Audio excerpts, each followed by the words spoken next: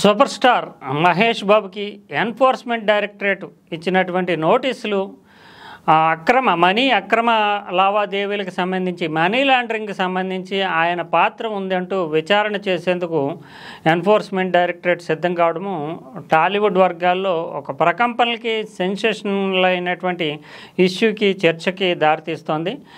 మహేష్ బాబుతో పాటుగా అంటే ముఖ్యంగా ఈ సినిమా స్టార్స్ తగినటువంటి జాగ్రత్తలు తీసుకోకుండా వివిధ సంస్థలకి ప్రమోషను పబ్లిసిటీ చేసేటటువంటి విషయంలో కేవలము డబ్బులు లేదంటే ఇతరత్ర ప్రయోజనాలనే దృష్టిలో పెట్టుకుంటూ విస్తృతమైనటువంటి వేల సంఖ్యలో ప్రజలు నష్టపోతున్నా పట్టించుకోకుండా వీళ్ళు ప్రచారం చేయడము ప్రమోటర్స్గా వ్యవహరించడం వల్ల ఏర్పడుతున్నటువంటి ఇబ్బందులు ఈ సందర్భంగా మరోసారి చర్చకు వచ్చాయి. ఇటీవల కాలంలోనే మనం చూసాము వివిధ రకాలైనటువంటి బెట్టింగ్ యాప్లను ప్రమోట్ చేస్తూ కొందరు మీడియం రేంజ్ సెలబ్రిటీస్ చిక్కుకోవడము, బెట్టింగ్ యాప్ల బాధలో అంటే బారిన పడి కొంతమంది మరణించడము, కొన్ని కోట్ల రూపాయల్లోనే నష్టపోవడం. అయినప్పటికీ ఈ బెట్టింగ్ యాప్లను ప్రమోట్ చేసేవాళ్ళు మాత్రం లక్షల్లో ఆదాయం సంపాదించుకోవడం, ఇదంతా దీని మీద తెలంగాణ పోలీస్ శాఖ చాలా సీరియస్గానే యాక్ట్ చేయడం, దాంతో ఒక్కసారిగా ఉలిక్కిపడి ఆ బెట్టింగ్ యాప్లకి మాకు సంబంధం లేదని చెప్పాల్సినటువంటి పరిస్థితి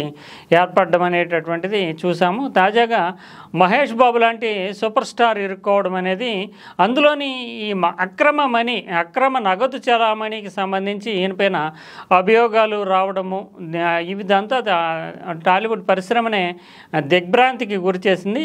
ముఖ్యంగా సురానా గ్రూప్, తర్వాత సాయి సూర్య డెవలపర్స్, వీళ్ళు ఇప్పటికే ఈ సంస్థలకు సంబంధించి చూస్తే కనుక 3,900 కోట్ల రూపాయల మేరకు బ్యాంకులకు ఎగవేసి ఆ మనీని వివిధ రూపాల్లో సింగపూర్కి కావచ్చు, బ్రిటన్కి కావచ్చు, వేర్వేరు రూపాల్లో మనీని అక్కడికి తరలించి అక్కడ నుంచి మళ్ళీ భారతదేశానికి వేరే రూపంలో తెప్పించుకొని స్థిరాస్తి రూపంలో వేరేగా మార్చుకున్నట్లు కానీ, బ్యాంకులకు మాత్రం బొరిడీ కొట్టించి టోపీ పెట్టినట్లు కానీ సిబిఐ కేసులు ఉన్నాయి. తర్వాత ఎన్ఫోర్స్మెంట్ డైరెక్టర్ కూడా ఎంటర్ అయ్యి ఈ మనీ లాండరింగ్కి సంబంధించినటువంటి కూపీ లాగుతూ వస్తుంది.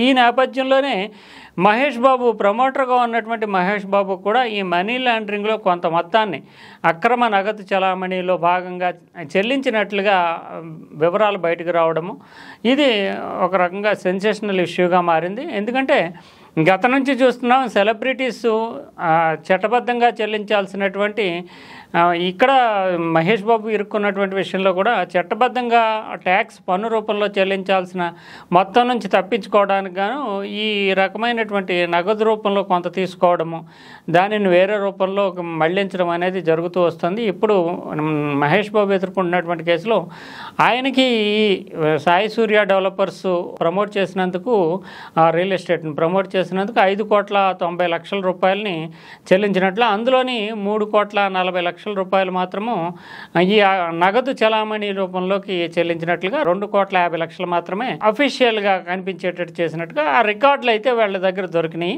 దీనివల్ల అంటే 2,50,00,000 మాత్రమే ఆదాయంగా చూపిస్తూ పన్ను చెల్లిస్తారు, మిగతా 3,40,00,000 మాత్రం అక్రమ రూపంలో వేరే రకంగా మహేష్ బాబు సేకరించినట్లుగా దానిని కూడా ఎన్ఫోర్స్మెంట్ డైరెక్టరేట్ అయితే మనీ లాండరింగ్లో భాగంగా దీన్ని చెల్లించినట్లుగా భావిస్తూ కేసు నమోదు చేసేందుకు ముందుగా విచారణకి పిలిచినట్లుగా తెలుస్తోంది. సెలబ్రిటీస్ చాలామంది నిజానికి సినిమాల్లో రెమ్యూనరేషన్ రూపంలో తీసుకున్న దాన్ని కూడా చాలా మొత్తాన్ని, అంటే దాదాపు వీళ్ళు 5-10 కోట్ల రూపాయల్లో రెమ్యూనరేషన్ తీసుకున్న మొత్తాలు ఉంటే కనుక మీడియం రేంజ్ స్టార్స్ కూడా వీళ్ళు దాదాపు 40% అంటే ఒక 10 కోట్ల రూపాయలు రెమ్యూనరేషన్గా తీసుకుంటే 4 కోట్ల రూపాయల మేరకు కూడా పన్ను రూపంలో చెల్లించాల్సి ఉంటుంది. ఇప్పుడు స్టార్ హీరోలు అయితే 100 కోట్ల వరకు కూడా తీసుకుంటున్నారు. అందులో 40 కోట్ల రూపాయల మేరకు కూడా ఇన్కమ్ ట్యాక్స్ ఇతరత్ర రూపాల్లో చెల్లించాల్సి ఉంటుంది. అది చాలా పెద్ద మొత్తం కావడంతో వీళ్ళు సాధారణంగా ఆ స్టార్ హీరోలంతా కూడా సినీ ప్రొడక్షన్ హౌస్లే వీళ్ళకి కొంత మొత్తం మాత్రమే రెమ్యూనరేషన్ రూపంలో చూపించు, మిగిలినటువంటి మొత్తాన్ని ఈ రియల్ ఎస్టేట్లోని ఇతరత్ర స్థిరాస్తులు కొనుగోలు కొనుగోళ్లు ఇతరత్ర రూపంలో అంటే వాటిలో రిజిస్ట్రేషన్ వాల్యూ తక్కువగా ఉంటుంది కనుక మార్కెట్ వాల్యూ అయితే ఎక్కువగా ఉంటుంది కనుక మార్కెట్ వాల్యూ కొని రిజిస్ట్రేషన్ వాల్యూని మాత్రమే వీళ్ళకి చెల్లించినట్లుగా చూపించడం వల్ల ఆ మేరకు ఇన్కమ్ ట్యాక్స్ ఇతరత్ర ప్రయోజనాలు అంటే ఇన్కమ్ ట్యాక్స్ చెల్లించక్కర్లేకుండా బయటపడుతూ ఉన్నారు.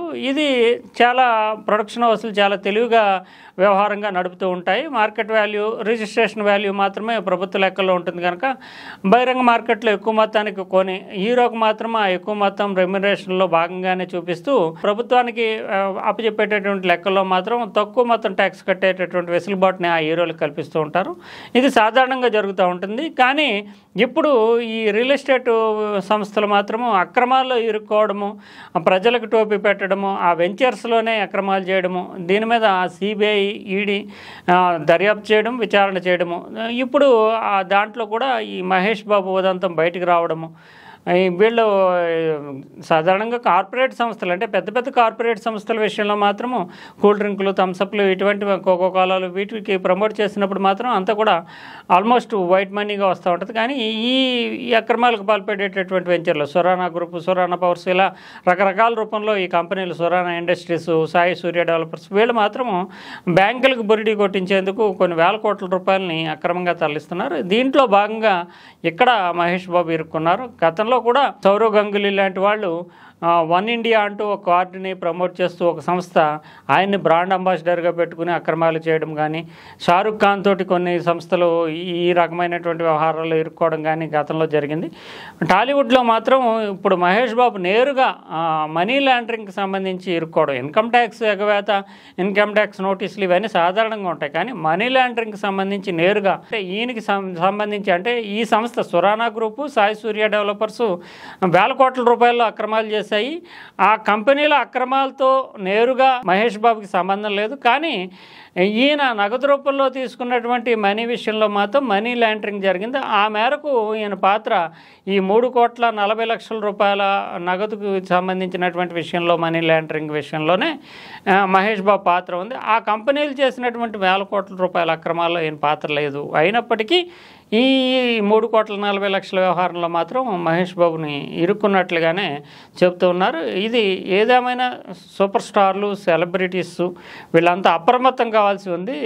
చిల్లర వ్యవహారాలు నిజానికి వీళ్ళకి వస్తున్నటువంటి రెమ్యునరేషను, వీళ్ళు సినిమాల్లో నటించినప్పుడు లభిస్తున్నటువంటి ప్రయోజనాలు, ఆయా నిర్మాతలు ఇస్తున్నటువంటి మొత్తమే చాలా వందల కోట్లలో ఉంటుంది. అయినప్పటికీ కూడా ప్రజలకి టోపీ పెడుతున్నటువంటి వీళ్ళని చూపించి మహేష్ బాబు ప్రమోట్ చేశాడు ఒక రియల్ ఎస్టేట్ వెంచర్ అనగానే మిగిలినటువంటి వాళ్ళు 1 కోటి 2 కోట్లో పెట్టి కొనుక్కునేటటువంటి వేలాది మంది ప్రజలు ఆకర్షితులవుతూ ఆ వెంచర్లో పెట్టుబడులు పెడుతున్నారు. కానీ చివరికి చాలామందికి టోపీ పెడుతున్నారు. కానీ ఆ టోపీ పెట్టిన విషయాలు మాత్రము ఈ వీళ్ళు ప్రమోటర్స్గా ఉండి అంటే పబ్లిసిటీ చేసినటువంటి వీళ్ళు మాత్రం బాధ్యత వహించట్లేదు. ఆ బ్రాండ్స్ని ప్రమోట్ చేసినటువంటి ఈ స్టార్స్ మాత్రం అందులో తమ బాధ్యత ఏమీ లేకుండా పోతుంది అని చెప్తున్నారు. ఏదేమైనా ఈ విషయంలో సినిమా స్టార్స్ ఇప్పటికైనా ప్రజలు నష్టపోతున్నటువంటి విషయంలో తమకు ఉండేటటువంటి క్రేజ్ని ఆయా సంస్థలు ఎన్కాష్ చేసుకుంటూ కంపెనీలని ప్రమోట్ చేసుకోవడము, అందువల్ల వేలాది మంది ప్రజలు నష్టపోతున్నారు. ఇప్పటికీ అప్రమత్తం కావాల్సింది ఈ కేసుని ఒక స్టడీగా ఆ కేసుని దృష్టిలో పెట్టుకుని సినిమా స్టార్స్ మాత్రము